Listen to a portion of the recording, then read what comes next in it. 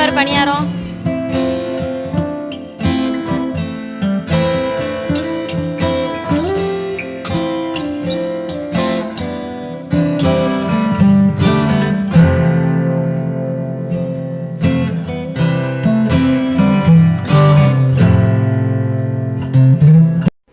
எல்லோருக்கும் வணக்கம். Welcome to my channel Mrs know it all.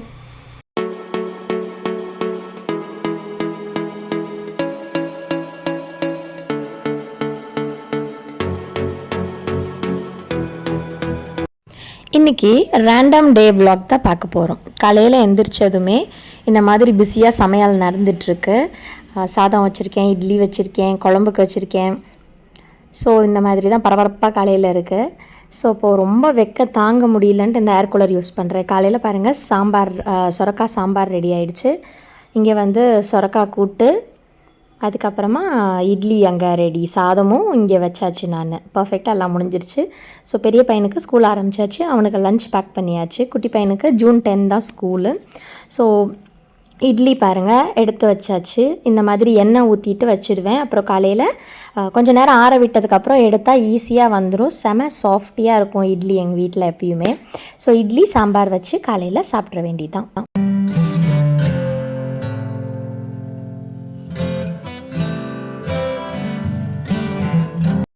ஹரிக்கும் lunch back பண்ணியாச்சு, என்னோடய ஹஸ்பண்டுக்கும் லஞ்ச் பேக் பண்ணி கொடுத்தாச்சு. அதுக்கப்புறம் பார்த்தீங்க அப்படின்னா, ஒர்க் பண்ணும் போது தான் நம்மளால் கரெக்டாக காலையில் சாப்பிட முடியலன்னு பார்த்தா, இப்போயும் அந்த ஒரு இட்லிக்கு மேலே என்னால் சாப்பிடவே முடியல.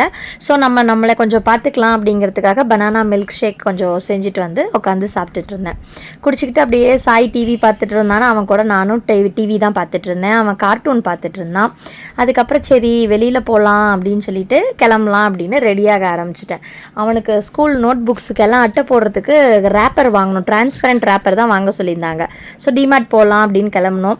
இப்போ கொஞ்சம் ஹேர் லாஸ், எனக்கு எப்பயுமே ஹேர் லாஸ் இருந்துகிட்டே இருக்குது. கொஞ்சம் முடி அடர்த்தியே நல்லா கம்மியாக போச்சு.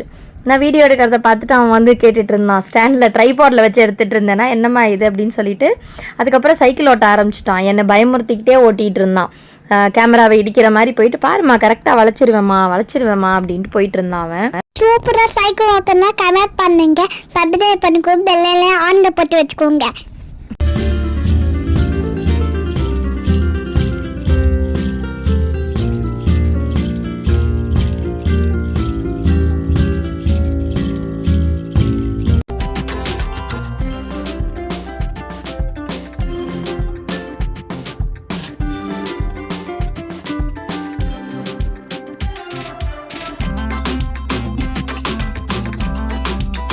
துவைச்சி காய வச்ச துணியெல்லாம் எடுத்துகிட்டு வந்து போட்டிருக்கேன். அதை மடிக்கணும், அதான் இப்படி குப்பை மாதிரி இருக்குது.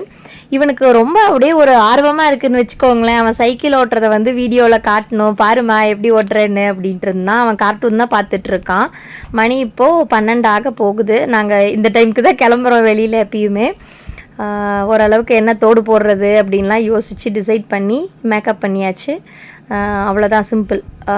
ரெடி ஆகிட்டோம் நாங்கள் 2 பேருமே. லிப் பாமும் லிப்ஸ்டிக்கும் போட்டு ஃபைனல் டச் பண்ணிக்கிறேன். ஓவராக மேக்கப் இல்லை, ஜஸ்ட் நார்மல் தான். அப்புறம் ஒரு பூ வாங்கிட்டு வந்திருந்தார் இவருன்னு சொல்லிட்டு அந்த ரோஸையுமே வச்சுட்டோம். நாங்கள் 2 பேரும் ரெடி ஆகிட்டு வெளியில் கிளம்பிட்டோம். ஸோ அப்போது வெதர் எப்படி இருக்குதுன்னு பார்த்தீங்க அப்படின்னா கொஞ்சம் நல்லா தான் இருக்குது. அதாவது மாடரேட்டாக, வெயில் அதிகம் இல்லாமல் இருந்தது. பட் ஆனால் நாங்கள் ரிட்டன் வர்ற போது பயங்கர வெயில் கொளுத்தி எடுத்துருச்சு. என்னோடய ஸ்கூட்டியில் தான் நாங்கள் கிளம்புறோம். இது கேமராமேன் யாருன்னு பார்த்தீங்கன்னா சாய் ரித்திக் தான். அவன் தான் முன்னாடி நின்றுட்டு புடிடா அப்படின்னு சொன்னேன். அழகாக பிடிச்சிருந்தான் எனக்கு ஹெல்ப் பண்ணுறதுக்கு. ஸோ இப்போ நாங்கள் டிமார்ட்டுக்கு வந்து சேர்ந்துட்டோம். சரி ஒரு வீடியோ இங்கே எடுக்கலாம்டா அப்படின்னது தான். உடனே கூலர்ஸ் எடுத்து நான் போடுறேன் இருமா, நான் போட்டதுக்கப்புறம் எடு அப்படின்ட்டான். அப்புறம் போட்டு முடிச்சுட்டு அதே மாதிரி பத்திரமா வச்சுக்கிட்டான். இப்போல்லாம் என்னோடய வண்டியில் முன்னாடி வந்து அவனோட கூலர்ஸும் இருக்குது. நாங்கள் எப்போ போடுறோமோ அப்போ அவனும் போட்டுக்கணும் அப்படின்னு சொல்லி வச்சுருக்கான். ஸோ டிமார்ட் வந்துட்டோம். பயங்கர கூட்டம், என்னால் வீடியோ கூட எடுக்க முடியல, நிற்க இடம் இல்லை ஃபஸ்ட்டு. ஸோ இவனுக்கு லேபிள் மட்டும் எந்த டிசைன்ஸும் இல்லாமல் இருக்கிற மாதிரி எழுதுறதுக்கு நல்லா ஸ்பேஷியஸாக இருந்ததுன்னு அது ஒன்று மட்டும் எடுத்துக்கிட்டேன். அதுக்கப்புறம் பக்கத்தில் அந்த டிரான்ஸ்பரண்ட் ஷீட் வாங்கிட்டு வந்தாச்சு. டிமார்ட் இந்த இது வாங்கியிருந்தேன் லாங் பேக், அதனால தான் அங்கே போனோம். பட் எங்களால் முடியல. அதுக்கப்புறம் வீட்டுக்கு வரத்துக்கு 1 o'clock ஆகிடுச்சு. அதுக்கப்புறமா ட்ரெஸ் எல்லாம் அங்கே மடிச்சு வேண்டியது எல்லாத்தையும் மடித்து வைக்கலான்னு பாருங்களேன். இப்படி டக்குன்னு ஃபாஸ்ட் ஃபார்வர்டில் நம்ம வேலையை பண்ணால் எவ்வளோ நல்லாயிருக்கும். அதுக்கப்புறம் வா சாப்பிட்றலாம் அப்படின்னு அவனை கூப்பிட்டேன். மொபைல் பார்த்துட்டு தான் இப்போ சாப்பிட்றான். யூடியூப்பில் ஏதாவது வீடியோ பார்ப்பாங்க. பாருங்கள் அவன் ஏன் அப்படி கோவப்படுறான் அப்படின்னா, வெள்ளை சாதம் இல்லாமல் குழம்பு கலந்து கொடுத்துட்டேன் அப்படிங்கிறதுனால டென்ஷன் ஆகிட்டான். அப்புறம் சாப்பிடும்போது அம்மாட்ட பேசிட்டு அதை முடிச்சுட்டு உடனே தூங்கக்கூடாதுங்கிறதுக்காக வந்து பாத்திரத்தை கிடுன்னு கழுவிட்டு இருந்தேன். மதியானம் சாப்பிட்டுட்டு இப்போது ஒர்க் பண்ணும்போது கரெக்டாக இருந்தது. இப்போ ஒர்க்லேருந்து நான் கொஞ்சம் ரிலீவ் ஆகிருக்கிறேன்ல, பிரேக் எடுத்துருக்கிறதுனால தூங்க வேண்டாமே அப்படிங்கிற ஒரு எண்ணத்தில் தான் க்ளீனாக கழுவி வச்சுட்டேன். அதுக்கப்புறம் இவன் பார்த்துட்டு இருந்தானே நான் வாங்கி பார்க்க ஆரம்பிச்சேன்.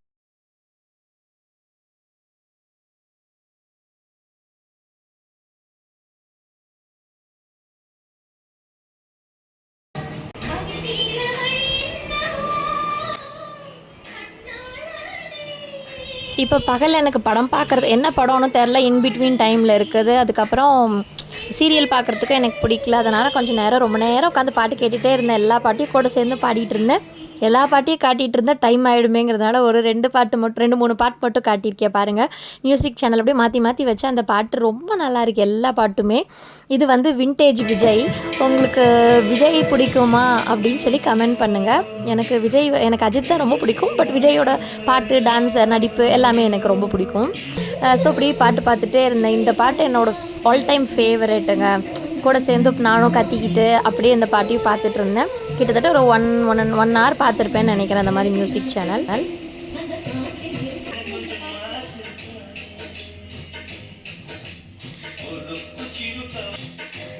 அதுக்கப்புறம் வீட்டெல்லாம் கொஞ்சம் க்ளீன் பண்ணிவிட்டு திருப்பி வந்து உட்காந்து பார்த்தா வேலை செஞ்சுட்டு வந்து உட்காந்தா இந்த ஃபேன் ஓடுதா ஓடலையானே தெரியல. சுத்தமாக காற்று வர மாட்டேங்குது இந்த சம்மரில். ஸோ திருப்பி என்ன பண்ண போய் ஏர் கூலர் எடுத்துகிட்டு வந்து வச்சுட்டேன். பாருங்கள் காற்று நல்லா வரும். எந்திரிச்சு வந்து பக்கத்தில் அவன் வந்து உட்காந்துக்கிட்டான். அதுக்கப்புறம் உட்காந்துட்டு இருந்தேன். சரி இப்படி சும்மா உட்காந்துட்டு இருக்கிற நேரம் நம்ம படிக்கலாம். முன்ன கண்டினியூஸாக படிச்சுட்டே இருப்பேன். இப்போ டைமே கிடைக்கிறது இல்லை. ஸோ என்ன பண்ணலாம், படிக்கலான்னு யோசித்தேன். அப்புறம் சரி அவன் கூட டைம் ஸ்பெண்ட் பண்ண முடியலையே அப்படின்னு சொல்லிட்டு கொஞ்ச நேரம் உட்காந்து நானும் அவனும் பேசிகிட்டு இருந்தேன். அவன் ஏதோ ஒரு வீடியோ காமிச்சிட்டு இருந்தான் என்கிட்ட, அவன் பார்க்குற வீடியோ இதை பாருமா அப்படின்ட்டு. அப்புறம் நானும் புக்ஸ் எடுத்துகிட்டு வந்து கொஞ்சம் நேரம் உட்காந்து படிச்சுட்டு இருந்தேன். இந்த புக் வந்து எனக்கு கிஃப்டாக வந்த புக்கு. இப்போ தான் ஸ்டார்ட் பண்ணுறேன். இன்றைக்கி தான் ஆக்சுவலி ஸ்டார்ட் பண்ணுறேன் அந்த புக் படிக்கிறதுக்கு. ஸ்டார்டிங் நல்லா இருக்குது. ஆக்சுவலி அது வந்து மர்டர், இன்வெஸ்டிகேஷன் அந்த மாதிரி ஓரியன்டாக இருக்கும் போல இருக்குது. ரொம்ப நல்லா இருந்தது.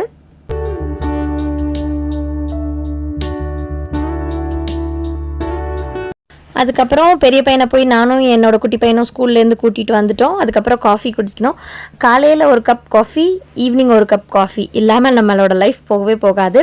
அப்புறம் மாடிக்கு போயிட்டு காய போட்டிருந்த துணியெல்லாம் எடுத்துகிட்டு வந்து வச்சுட்டு திருப்பி இது குப்பை மாதிரி சேர்ந்துடும். ஸோ மாடியில் பார்த்தீங்கன்னா ரோஸ் அழகாக வந்திருக்கு. முன்ன மெயின்டைன் பண்ண மாதிரி என்னால் கார்டன் பண்ண முடியல. ஊருக்கு போனது அது இதுன்னு கேப் விழுந்துருச்சு. இனிமேல் பண்ணணும்.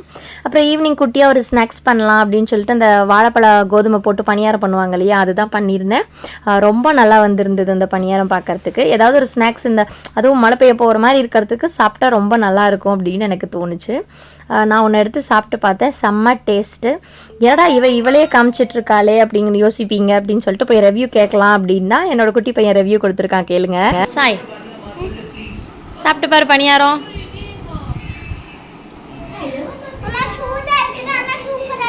தேங்க்யூ. அப்புறம் ஈவினிங் பால் வாங்கி வச்சுட்டு அதை நல்லா காய்ச்சி வச்சுட்டு இண்டக்ஷனில் தான் நான் எப்பயுமே பால் காய்ச்சுவேன். அதுக்கப்புறம் மழை சத்தம் கேளுங்க. நல்லா மழை பெய்ய ஆரம்பிச்சிருச்சு. ஒரு அரௌண்டு 6:30 பக்கம்.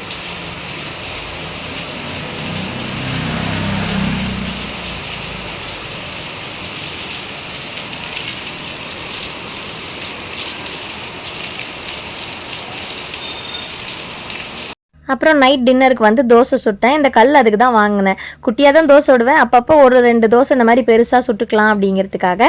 ஸோ சுட்டு முடிச்சுட்டு எல்லா வேலையும் ஃபினிஷ் பண்ணதுக்கு அப்புறமா பாருங்கள் நைட்டு க்ளீன் பண்ணோம். எனக்கு ஏதாவது அந்த ஓசிடி வியாதி வந்துருச்சான்னு தெரில. வர சிங்க்கு க்ளீனாக இருக்கணும், கிச்சன் ஃபுல்லாக க்ளீனாக இருந்தால் தான் தூக்கமே வருது நைட்டு. அதுக்கப்புறம் சாதம் கொஞ்சம் மிச்சம் இருந்தது. இந்த மாதிரி தண்ணி ஊற்றி வச்சுட்டு பழைய சாதம் காலையில் சாப்பிட்டுக்கலாம் அப்படின்னு சொல்லிட்டு. ஸோ இதோட இந்த vlog முடியுது. உங்களுக்கு பிடிச்சிருந்தா ஒரு லைக் பண்ணுங்கள்.